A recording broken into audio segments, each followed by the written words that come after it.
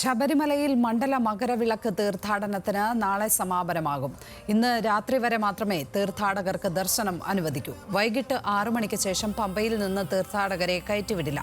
രാത്രി ഹരിവരാസനത്തിന് ശേഷം മണിമണ്ഡപത്തിന് സമീപം ഗുരുതി ചടങ്ങ് നടക്കും. സന്നിധാനത്ത് നിന്ന് ഗോകുൽ രമേശ് ചേരുന്നു. ഗോകുൽ, വളരെ വിജയകരമായും സമാധാനപരമായും ഒക്കെ കൊടിയിറങ്ങിയ ഒരു സീസണാണ് ഇത്തവണത്തേത്. ഈ അവസാന ദിവസത്തെ ചടങ്ങുകൾ എങ്ങനെയൊക്കെയാണ്? വിവരങ്ങൾ എന്തൊക്കെയാണ്?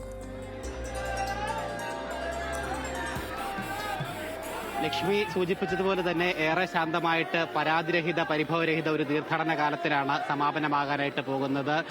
ഇന്നുകൂടി മാത്രമേ ശബരിമലയിൽ തീർത്ഥാടകർക്ക് പ്രവേശനം ഉള്ളൂ. മണ്ഡല മകരവിളക്ക് തീർത്ഥാടനത്തിന് നാളെ രാവിലെയോടുകൂടി ചടങ്ങുകളെല്ലാം പരിസമാപ്തിയാവുന്നുണ്ടാവും. ഇന്നിപ്പോൾ രാവിലെ അത്യാവശ്യം നല്ല തിരക്ക് സന്നിധാനത്ത് അനുഭവപ്പെടുകയും ചെയ്യുന്നുണ്ട്.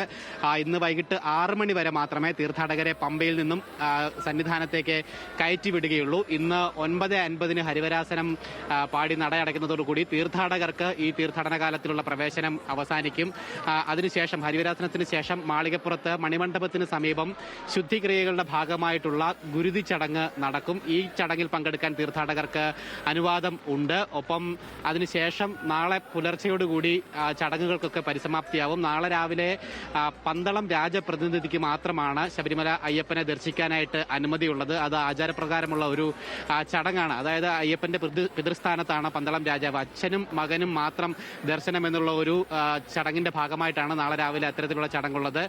അദ്ദേഹം ദർശിച്ചതിന് ശേഷം, അയ്യപ്പനെ ദർശിച്ചതിന് ശേഷം തിരുവാഭരണങ്ങളുമായിട്ട് പന്തളം രാജാവ് പടിയിറങ്ങും. പന്തളം രാജാവ് പടിയിറങ്ങിയാൽ ഉടൻ തന്നെ രാവിലെ 7:30 മണിയോടുകൂടി ഹരിവരാസനം പാടി ശബരിമല ക്ഷേത്രനട അടയ്ക്കും. അതോടുകൂടി ഈ വർഷത്തെ മണ്ഡല മകരവിളക്ക് സീസണിന് കൂടിയാണ് സമാപനം ആകുന്നുണ്ടാവുക. എന്തായാലും 51 ലക്ഷത്തിലധികം തീർത്ഥാടകരാണ് ഇതുവരെയുള്ള ദിവസങ്ങളിൽ ശബരിമലയിൽ ഈ സീസണിൽ മാത്രം ദർശനം നടത്തിയിരിക്കുന്നത്. കഴിഞ്ഞ വർഷത്തെ അപേക്ഷിച്ച്, മുൻ വർഷങ്ങളിലെ അപേക്ഷിച്ച് ലക്ഷക്കണക്കിന് തീർത്ഥാടകരുടെ വർധനമാണ് ഈ വർഷം ഉണ്ടായിരിക്കുന്നത്. തീർച്ചയായും വലിയ തീർത്ഥാടക വർധനവുണ്ടായെങ്കിലും പരാതികളൊന്നുമില്ലാതെ വളരെ സമാധാനപൂർവ്വം കലാശിച്ച ഒരു സീസണായിരുന്നു.